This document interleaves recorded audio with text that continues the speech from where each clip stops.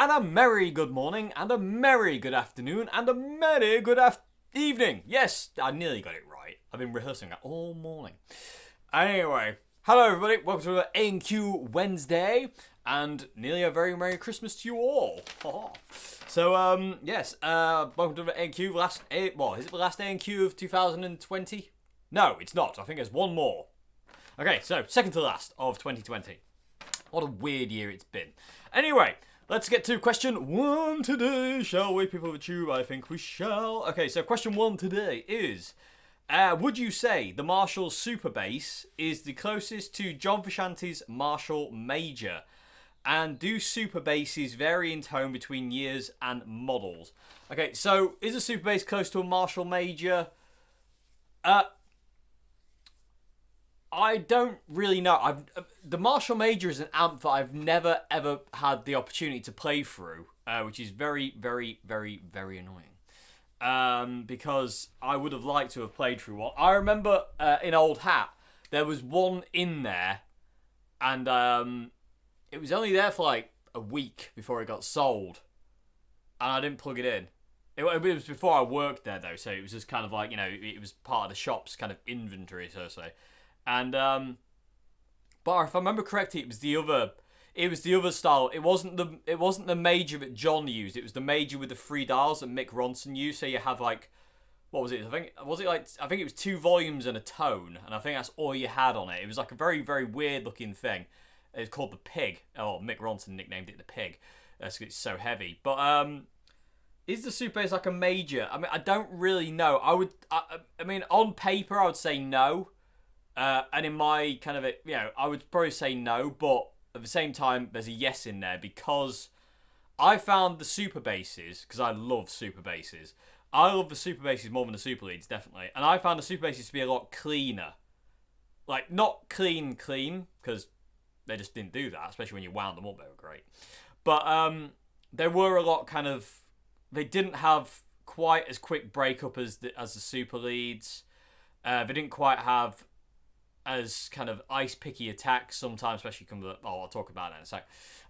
They just seem to be a bit more, warmer and just kind of a bit more, like I say, cleaner, and just a little bit, I don't know, I just like the super basses more. And from what I've read of Marshall Majors and what people seem to say of Marshall Majors is they're very kind of, very clean sounding amps. Like, there's not much, it takes a lot for them to break up. Well, I'm not surprised, 200 watts. Whew. But I can imagine there's quite a bit of headroom in those things. But again, I can imagine you can bring that headroom down if you rebias it differently. So it's really hard to say. It's really, really hard to say if a super bass would be the same as Marshall Major. I mean, the super basses that I've tried, especially the 68 super bass that in Old Hat, was heaven. Well, sometimes it was heaven, sometimes it was hell. But it was such an amazing amplifier. I to this day, that is one of those amps that I still miss. Like, there isn't like, every now and again there's a time goes by and I go, God, I wish I could play through that one more time. It's like one of those. But such is life. But yeah, would it be the same as Major? I really don't know. I say Marshall Majors are really hard to come by. They're very, very rare. They're very, very strange, mythical beasts. They really are. But I would say a super bass is close, but not quite. My gut's telling me that a Marshall Major is a Marshall Major. It's a different creature to a super bass or a super lead. So I would say it's slightly different, but if you're trying to get into the ballpark of a Major without having a Major, that's a lot of the word Major going on. I would say, yeah, super bass would probably be the best call. But it would have to be a plexi panel super bass. The brass panel super bass, they don't sound as good, I don't think. I mean, they're okay, the brass panel plexis. Technically not really a plexi, but hey. They're not as good as the plexi panels. The plexi panel plexis, my God, there's a lot of repeated words today. Brace yourselves, people of the tube. They've just got a warmth and a depth to them that the later 70s models don't have. You know, there's just something in there, and I'm kind of verging into the second part of this question now, which is do tone vary between years and models? Yes, drastically. In my opinion, from what I've experienced of plexis and and Mark II super leads, you know, Mark One brass panel super leads, and obviously, you know, the plexi panel ones. They do vary, but Marshall Major, like I said, I'm not having actually tried one, but from what I've read, they're very, very clean, very, very powerful. So I'd say a Super Bass 100 would get you in the ballpark, but I don't think it'd be quite the same. But saying that, I will say this about Marshalls from that era as well. If in the Marshall factory in 1968, say for the sake of argument, just because I like that year because of that Super Bass, you had somebody building a super lead here and a super lead there on the bench next to each other. This super lead could be amazing. That super lead could be crap. Just because, you know, I remember Martin Barr, Jethro Tull's guitarist, talking about Marshalls back in the day, and he said back in the day, in the 70s or you know, or around that kind of time, you needed about 25 Marshall plexis. You know, you'd have about 25 Marshalls, and he said invariably one or two of them would be good, and then the rest would be kind of okay or not that great. So he said like something like number 6 and number 12 was like his favourites. And so when they went on tour, went into the studio, he would always ask his roadie to bring along number 6 and number 12. And if they died, he wouldn't be particularly happy because they were the amps he really, really liked the sound of. And I would agree with him on this one because there is no such thing as equality in Marshalls back from that day. There is nothing like that. They are all so different. I remember we had a what was it? I forget the year. 72. I want to say 72, but I could be wrong. We had a 72 Super Lead and a 72 Super Bass amp, and they both kind of they hadn't been messed with, but some components had been changed. Basically, you know, like they always, you know. You're very, very lucky to find a Marshall kind of like plexi or metal panel or whatever, or an old Marshall in general that hasn't had something done to it along its lifespan. But anyway, some bits have been changed, but they were still, you know, fundamentally, you know, good 75%, 80% original Marshall. And the Super Lead was awful. It really was awful. It had no bright cap on the volume control, which is another thing altogether. But it had no bright cap, but it was just literally, my God, what the hell? I don't even know what it was. It was just a bad amp. It just didn't sound good. No matter what you did, it didn't sound good. Even with my kind of like, you know, EQ on 0, it still didn't sound good. It was just bizarre. But the 72 Super Bass was immense. Was absolutely immense. It really was. It still wasn't as good as a 68 Super Bass, and it wasn't as good as as some of the other amps we had in there. But it was definitely better than the Super Lead of the same year. You know, so it's a bit weird. But again, like I say, there is no such thing as equality in amplifiers or guitars. You know, one guitar can be good, one guitar can be bad on the production line. Same as amps or pedals. You know, it really is kind of like sometimes it's just luck of the draw. You know, it really is. But the old Marshalls are so inconsistent. You know, with what's good and what's bad. It's no wonder like during the 80s people were modding them, like, you know, within an inch of their life, because, you know, you can really take a bad Marshall plexi and you can really make it awesome by just changing out a few bits and pieces here and there if you know what you're doing. They are not hard to modify if you, like I say, if you know what you're doing. They are very, very they're such versatile amps. It's why like say like, you know, you get like Mick Mars and Jake E. Lee and Randy Rhoads and people like that using these old Marshalls and just basically kind of like, you know, modding them to do certain things, because there was, you know, Steve Stevens as well as another one. Steve Stevens, I think, has got one of the coolest plexi tones ever. Well, so does Jake E. Lee, actually, for that matter. But no, I mean, there's so much kind of like you can do with a plexi. You know, invariably, the stock plexis aren't that great. Sometimes, you know, sometimes they are great. You know, sometimes they are brilliant. I remember, again, in Old Hat, we had a small box mid, mid-late 60s. I don't know. I don't remember the year of it at all. It was a small box plexi with matching 4x12 cabinet that was in like pristine condition. And it was literally that sound. It was that Marshall tone that everyone wants and loves. It was just immense. And I don't think I ever did a video on it. I don't think I ever got around to doing a video on it. And that really annoys me. I think I have a video... Oh, do I have a video on it? I don't remember. I really don't remember. But I think I've got a video on my Instagram somewhere of playing through it and stuff like that. But it was such an amazing, amazing amp. But... Okay, so anyway, let's get back on track. So yeah, Marshall Super Bass, close to a major, kind of, but not really. But do they vary in tone between years and models? Yeah, massively. The old Plexi panels differ to the brass panels, and the brass panels Mark 1 Super Leads differ to the Mark 2 Super Leads. The Mark 2 Super Leads I really did not like at all, although I do like the Master Volume. It's not really a Super Lead, I suppose, at that point. It's classed as a Master Volume.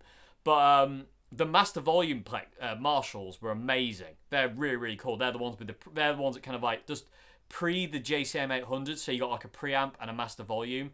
When you turn that preamp all the way up and use the Master, those amps are wicked.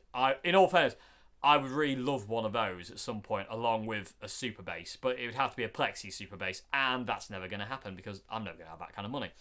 So anyway. But they do vary massively. And like I say, in all fairness, the old ones, even the Plexi Panels ones, would differ between, model this one and that one that were made on the same day within 5 minutes of each other. There's, like I say, there's no kind of like, there's no kind of like perfect line of kind of like equalness in the Marshall kind of like line. There is so many variations and stuff like that. They're just all over the shop. They really are. Like I say, I mean, the ones I've been a lucky little sod. I've been able to play through so many, and I've played through more bad ones than good ones. Sadly, as much as that pains me to say it. Like the only really standout amp was the 68 Super Bass, closely followed by that small box I was just saying about. That, funny enough, Peter Frampton wanted to buy that from us, but the owner decided he didn't want to sell it to Peter Frampton. We also had Tom Petty wanted to buy a Vox Red AC30 off us at one point, and the owner decided he didn't want to sell that to Tom Petty. Anyway. But yeah, so...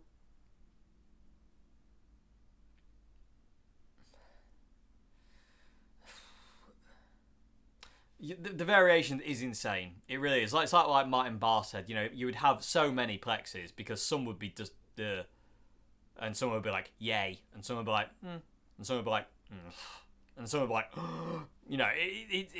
they're so you've really got to find the right one. It's an absolute.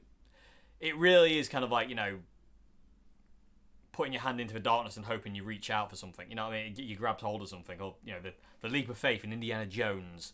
Last Crusade, where you have to take the leap of faith, because not all Marshall plexes are good, not all Marshall brass panels are good, not all amps are good. You know what I mean? Like it's invariably there's not many. There are some amps that are just kind of like just not good, regardless of what they are. It doesn't matter how much they cost or how much time's gone into them or whatever. Some amps are just not good because of. It's bizarre. It really is strange. Yeah. Same with guitars. It really is. I mean, there's so much variation in guitars. Pickups. Electronics, wires. There could be defaults, defects. Sorry, here and there. It's such a crapshoot sometimes. It's really, really weird. But yeah, I mean, do super basses vary in tone between years and models? Yeah, massively, especially if you're plugging guitars in. Because you have a bit more of a frequency range in the bass.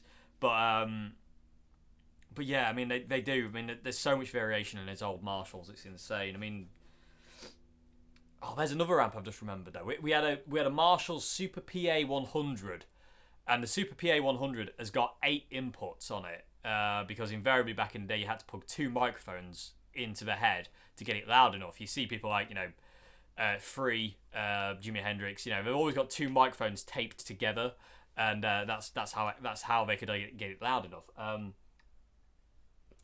But we had a Super PA Plexi panel, and that amp was insane. It was such a great guitar amp until we blew it up one day, gunning it.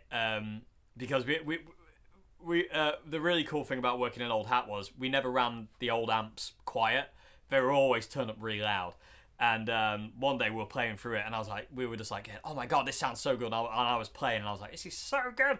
I was playing a Gary Moore Les Paul, signature Les Paul for it, and I was like, this is such a great experience. This is so good.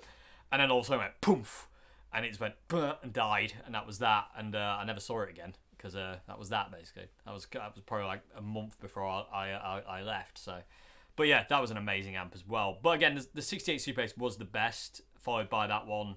And the Super PA, followed by the small box and then Super PA. But yeah, the variations is insane. The variations are totally insane. You know, it's if I got the money to buy a super bass, I would invariably probably go through loads until I found the one that I wanted. I would highly doubt I would look online and say, oh, Marshall Super Bass, I'll buy that sight unseen. You know, I wouldn't do that with a Plexi. I wouldn't really do that with much old vintage gear, to be honest with you. I'd like to see it and play for it first. And I would like to kind of like, you know, play through it. And I think if I ever did go on a Super Bass hunt, it would take me a long time, I think, to find the one, you know, because I've got a benchmark in my head of that 68, so it'd have to be right up there. Anyway, I'm gonna have to move on because I'll be talking about that all day if I'm not careful. So yeah, but anyway, yeah, do they vary? Yeah, massively. Is a Super Bass close to a Marshall Major? Not really, but I would say kind of. But again, not having played it through a Major, I don't really know 100%. So, people with a tube, if anybody's played through a Marshall Major and a Super Bass, let us know in the comment section below how close, or are they similar, or are they totally different? Let us know in the comment section below. Okay, so moving on. Question 2. Question 2 is it possible to get the Dani California end wah-wah tone with just wah and overdrive? No. No, you need a distortion. An overdrive won't give you the right amount. It won't give you enough distortion, basically. You need something like a DS2. You know, you really do. Or a fuzz, for that matter.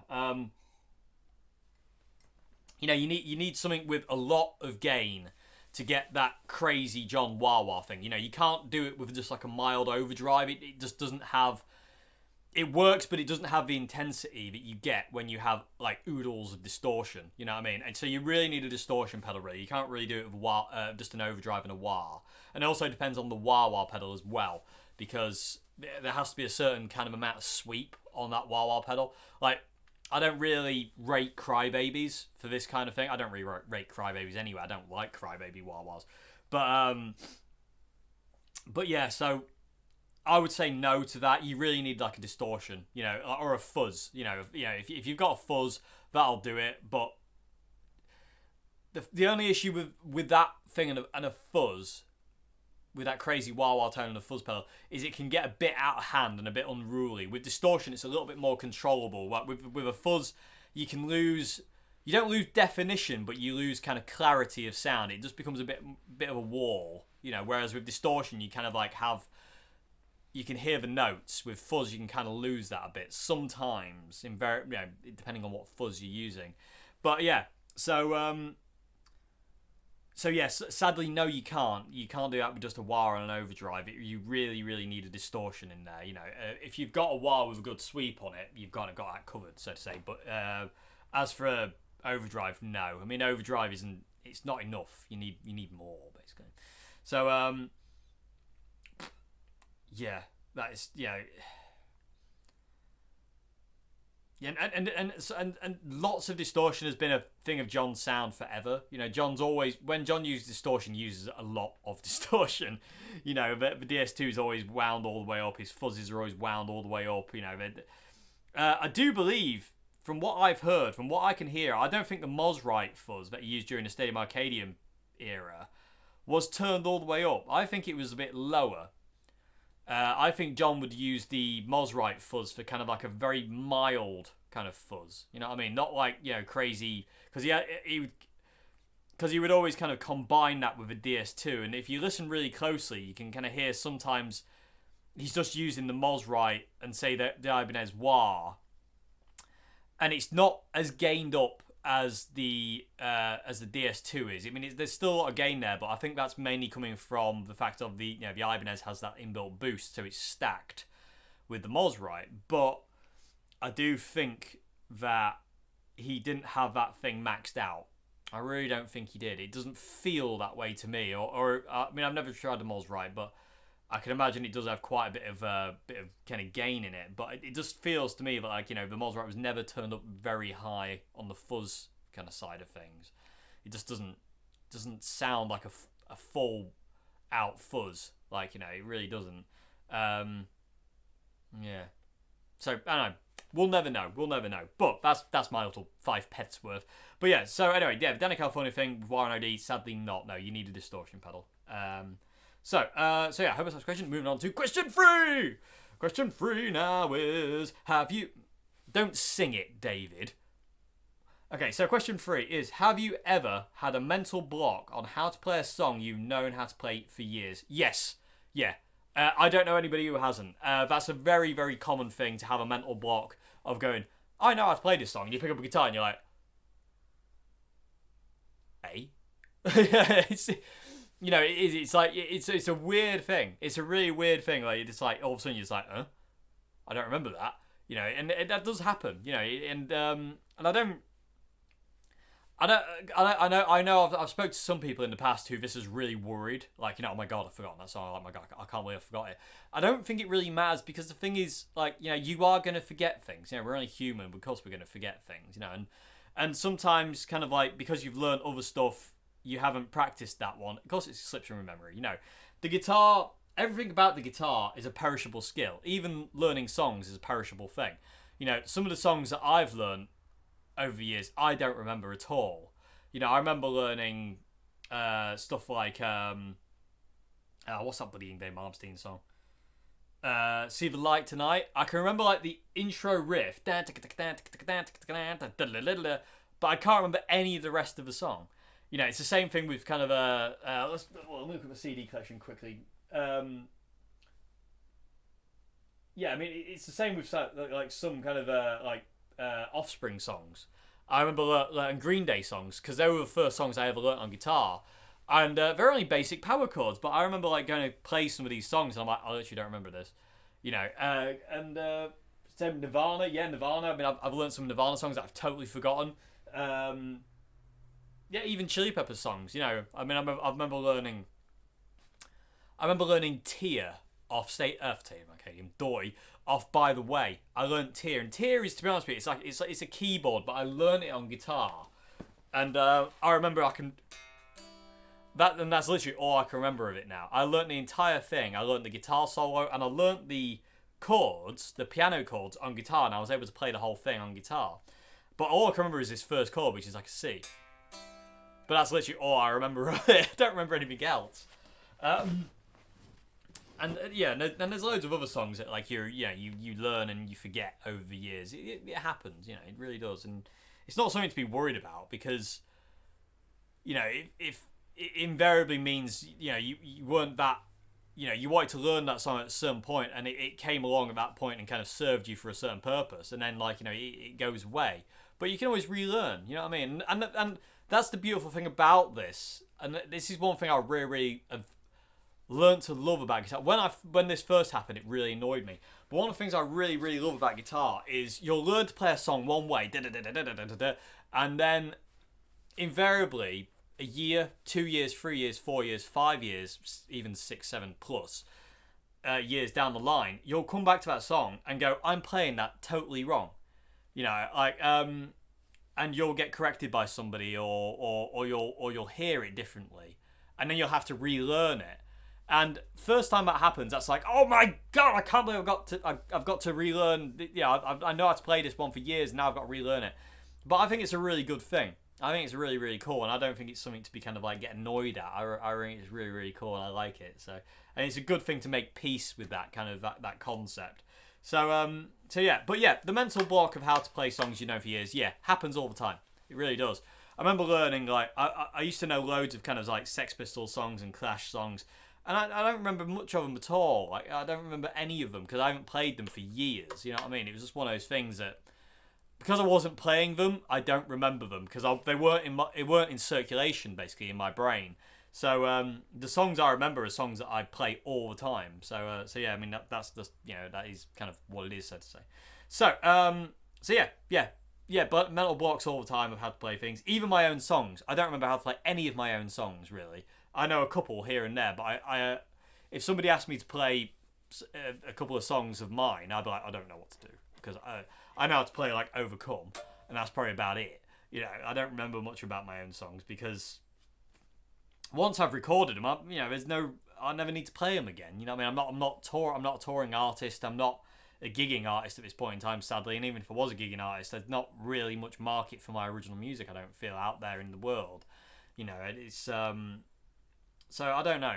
Maybe that's me being a bit self-critical about my own music. I don't know. Tea's gone cold. Juicy.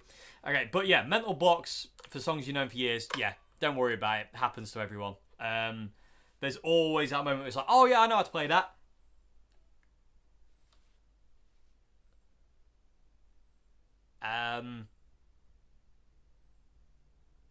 No. It happens. Yeah, don't worry about it. These mental blocks happen all the time. And also, it can depend on stress and pressure as well. Like, if you're thrown into kind of like a jam session and somebody says, oh, do you know how to play this? You're like, yeah, I do. And your brain can just go blank because of the kind of like, you know, the spring it on you moment, so to say. But yeah, happens. It does happen. Yeah, I won't worry about it though, because it's just one of those things that happens. But invariably, all you got to do is listen and you go, ah, yeah, I remember now. You know, it comes back to you. It's totally bizarre sometimes. I was teaching my friend Nicole the other week Cowboys from Hell by Pantera, which I would like to play but can't because of copyright infringement. I was teaching her how to play Cowboys from Hell from Pantera. I hadn't played that song for a long, long time. And I kind of remembered it, but not really. And I was kind of playing it, and I was like, is that it? And then we listened to it, and literally all of it just came back. And I was like, I remember every part of this now. I literally remember every part, and it was weird. And then all of a sudden I remembered all of Cemetery Gates. And then I was like remembering like Walk. And then I was remembering stuff like... what was it, Hollow? Is it Hollow? I think it's called Hollow. I'm blanking out on the name. But all of a sudden I was able to remember all these Pantera tracks that I totally forgot I knew. And it's just, it took that Cowboys from Hell just to kind of spark that thing, and I was totally blown away by it. It's well cool. But yeah, so it happens, but things do come back, you know, and you just got to relearn, you know. It's no real issue, really. So anyway, but yeah, so anyway, I hope that's in question. Hello, Mr. Fear. Yeah. Joy. Let's answer question 4 with this one. Okay, so question 4. Final question of the day, everybody. Final question before Christmas. Okay, so question 4 is...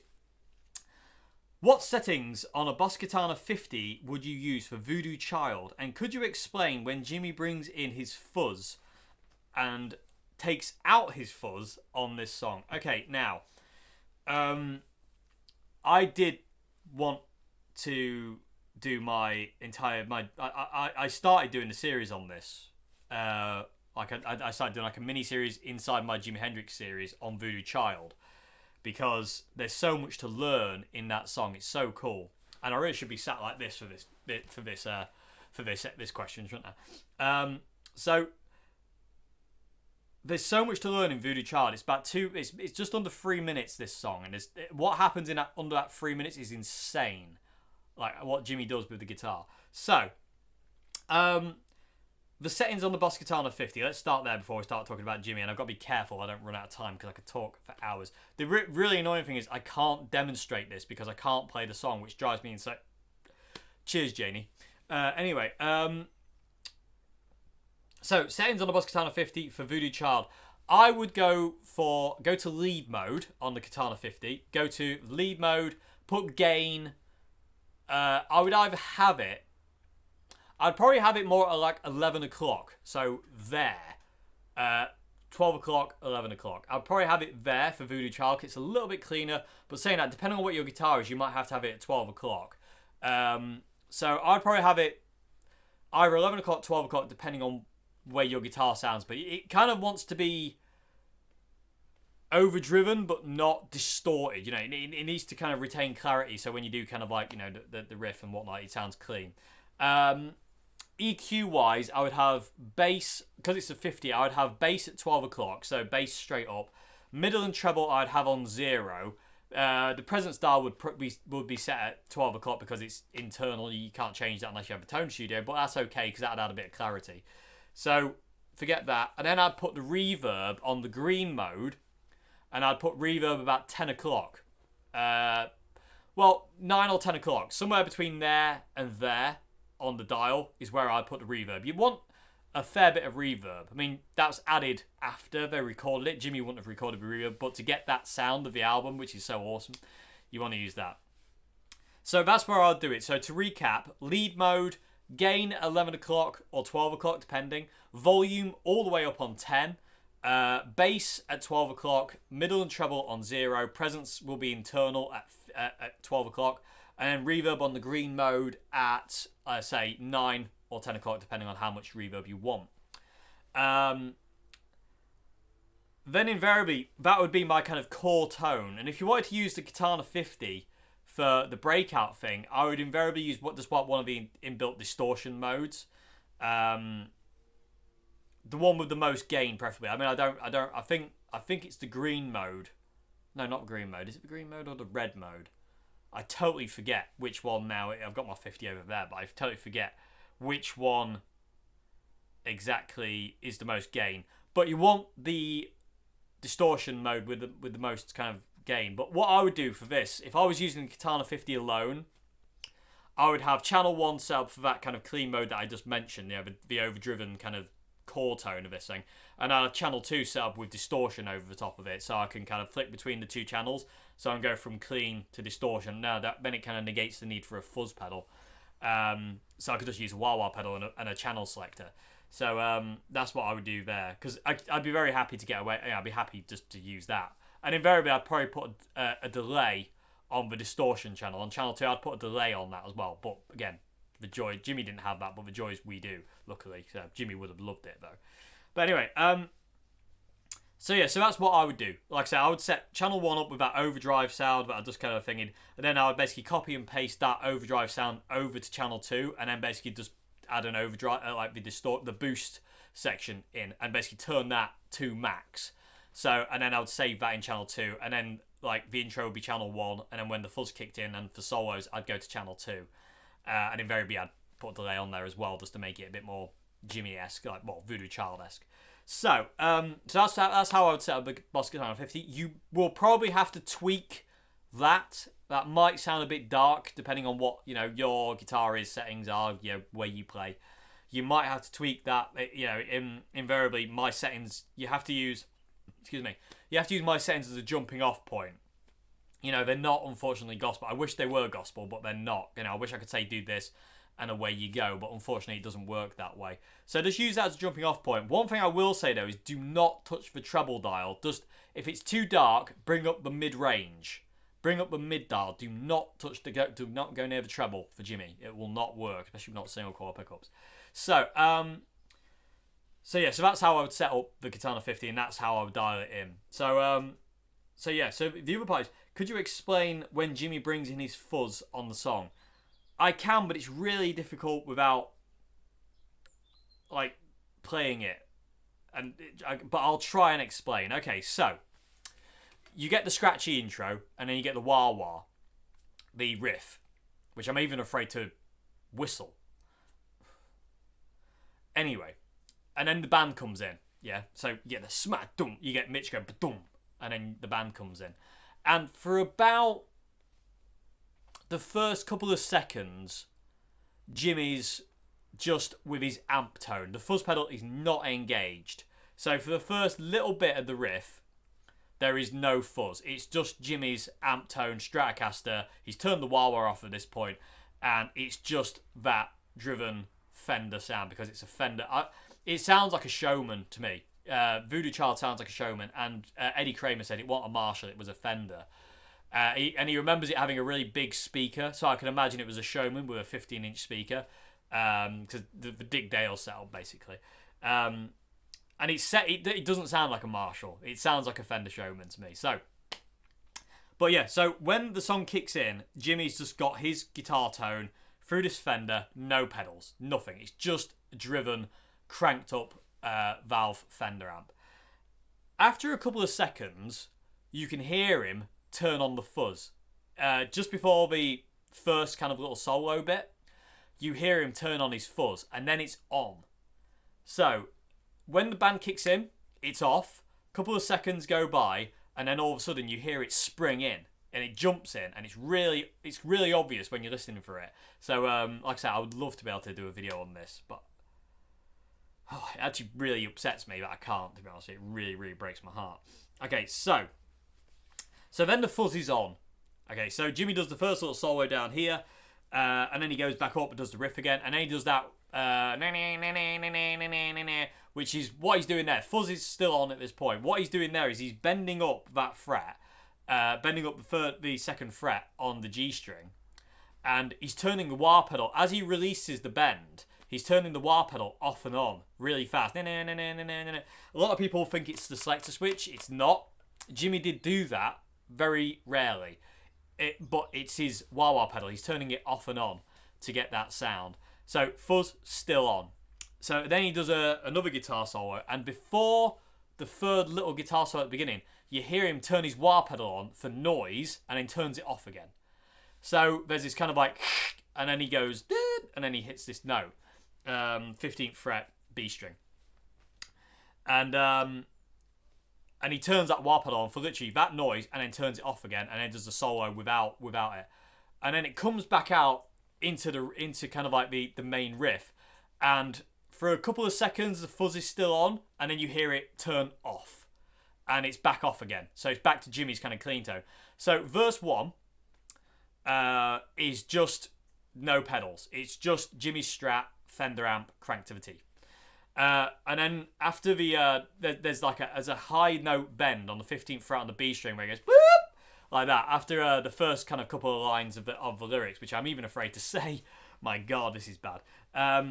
But after the first kind of like, verse, if you will, he does this kind of one note where he goes boop, and he literally turns his fuzz pedal on for that one note and turns it off again.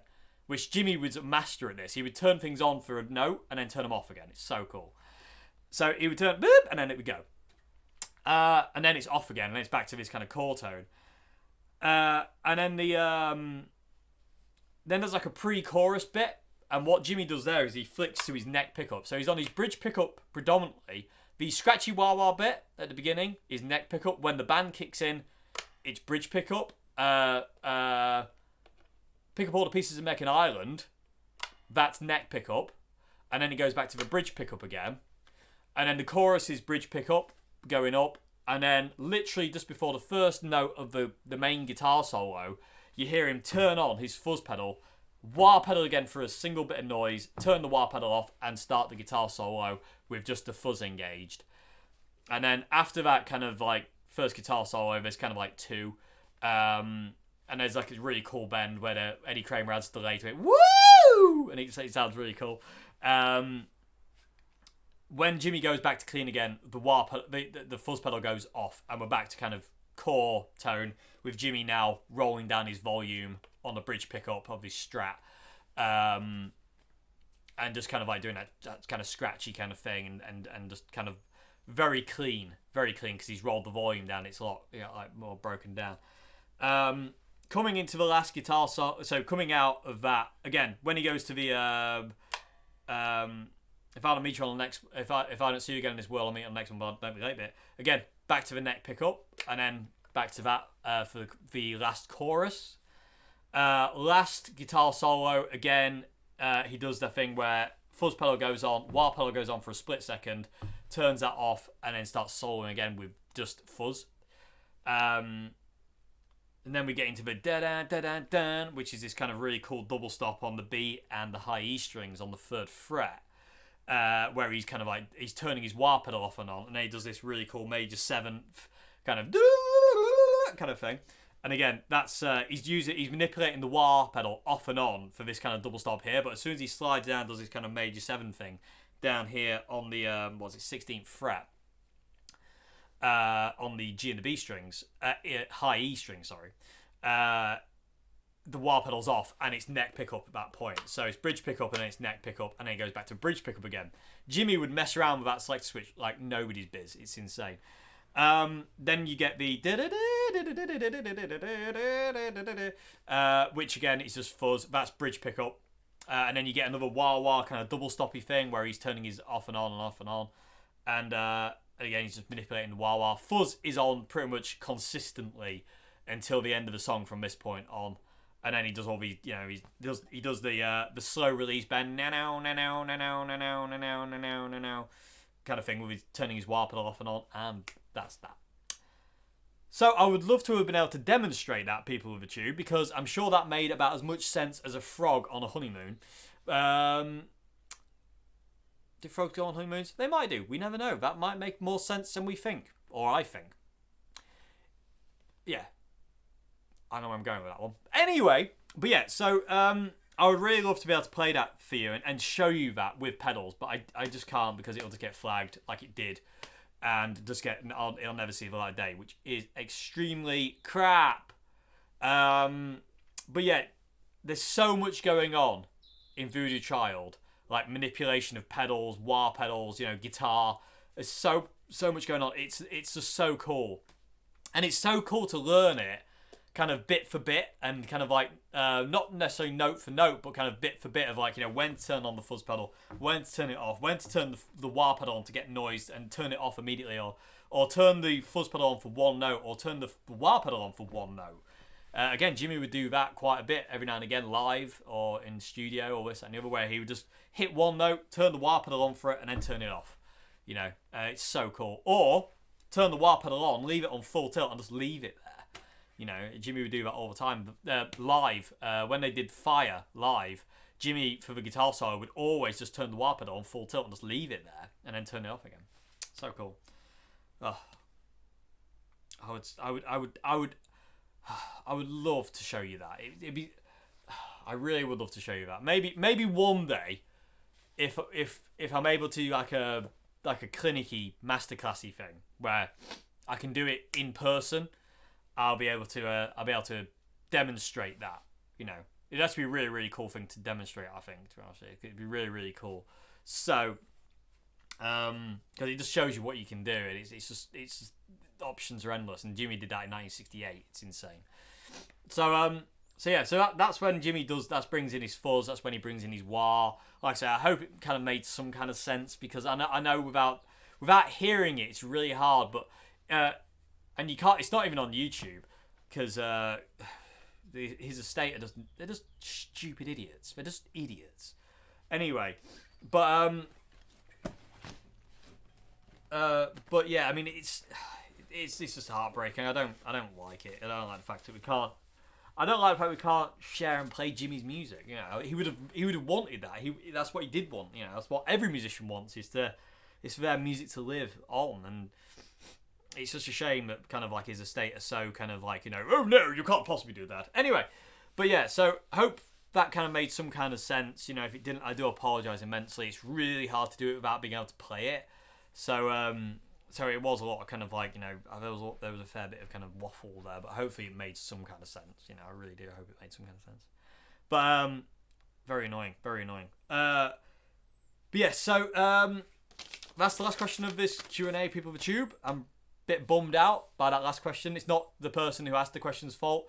It's the Hendrix estate's fault, because they're idiots. And I think Jimmy, if he was alive today, would have something to say to them. I really do. I don't think he'd be overly impressed by their handling of his music and his estate. I don't think he'd be impressed, because not a lot of us Hendrix fans are impressed by that, and not a lot, But what I don't understand is like how some people can get away with still covering Voodoo Child on YouTube, and do they get flagged or whatever? I know some people are monetized who get I'm pretty sure some people who are monetized are still able to do it. I don't get it. I think there's like a blacklist or something. I don't know. Who knows? It's a weird thing, people of the tube. It's a very weird thing. Anyway, Yeah, if you want to submit a question for A and Q Wednesday, description box below has a email link in there.